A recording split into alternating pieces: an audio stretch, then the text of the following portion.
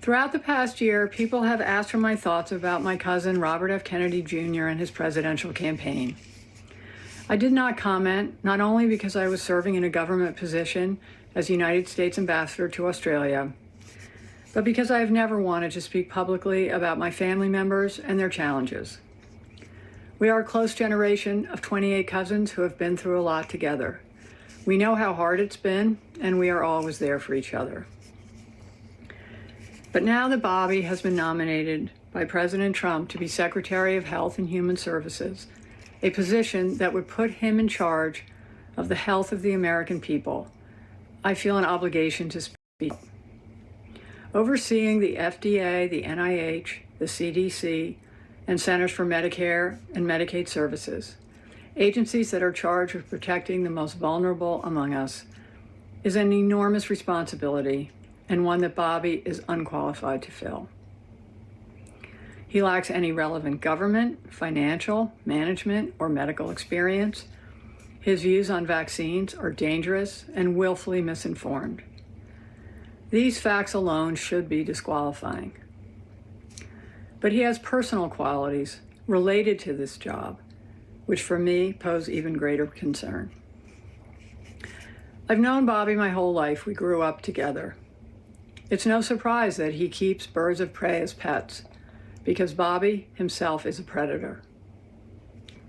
He's always been charismatic, able to attract others through the strength of his personality, his willingness to take risks and break the rules.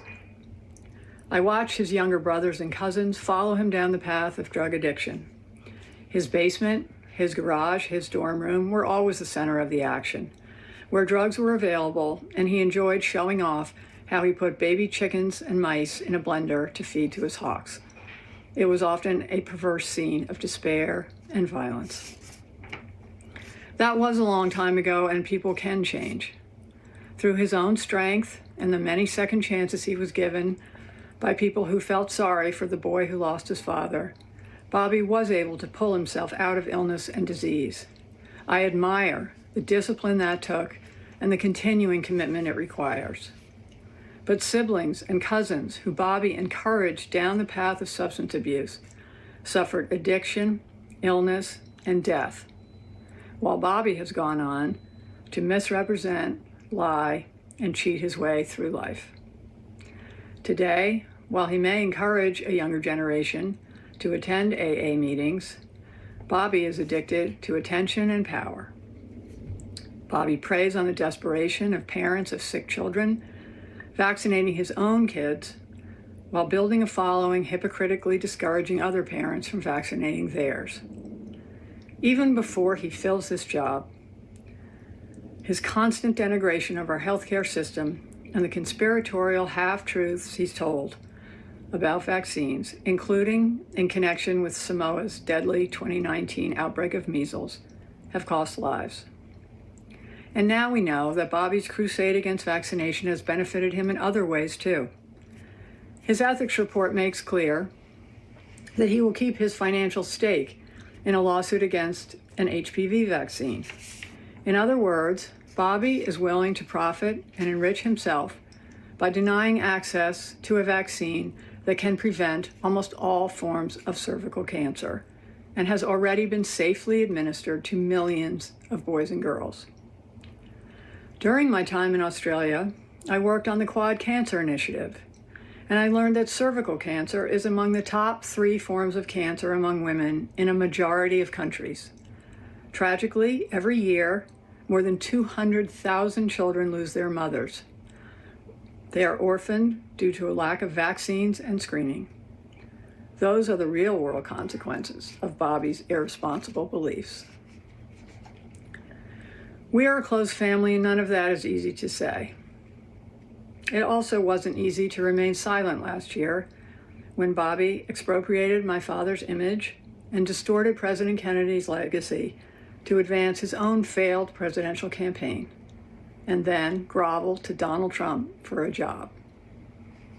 Bobby continues to grandstand off my father's assassination and that of his own father. It's incomprehensible to me that someone who is willing to exploit their own painful family tragedies for publicity would be put in charge of America's life and death situations.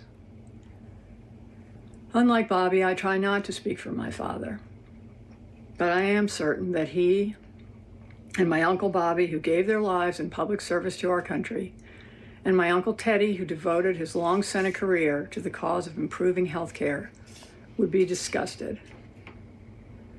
The American healthcare system, for all its flaws, is the envy of the world.